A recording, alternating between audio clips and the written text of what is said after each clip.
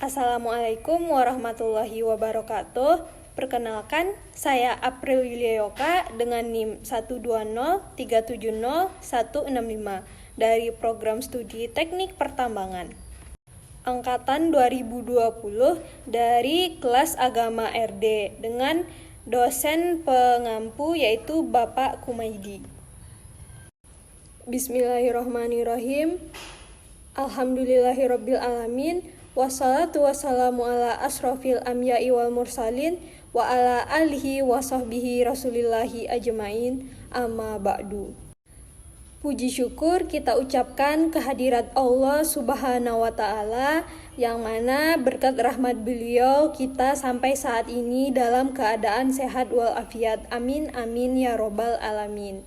Sholawat beriringan salam tak lupa pula kita kirimkan kepada arwah Nabi besar kita yakninya Nabi Muhammad Sallallahu Alaihi Wasallam, kepada para sahabat, orang tua, guru, teman-teman, kaum muslimin dan kaum muslimat rahimakumullah.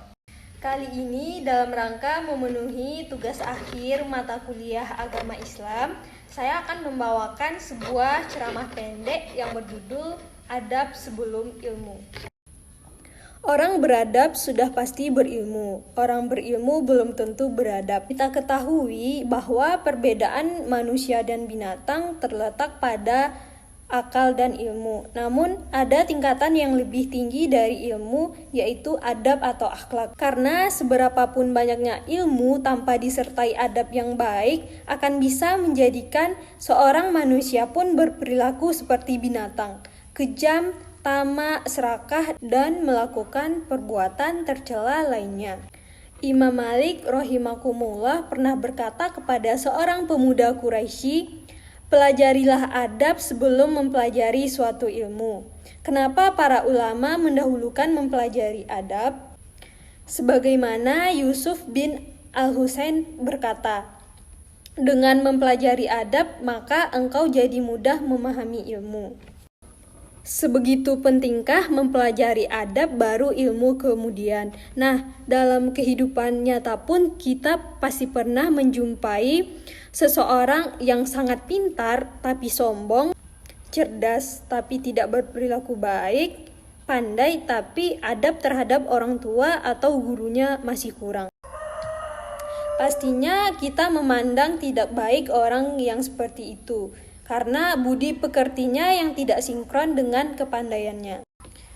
Nah, terkait kondisi di Indonesia saat ini, pejabat tinggi yang mapan akan ilmunya tetapi korupsi. Acap kali kita pun mendengar beberapa kasus murid yang tak sopan santun terhadap gurunya, atau karena orang tuanya memiliki jabatan yang sangat tinggi, jadi seenaknya terhadap guru.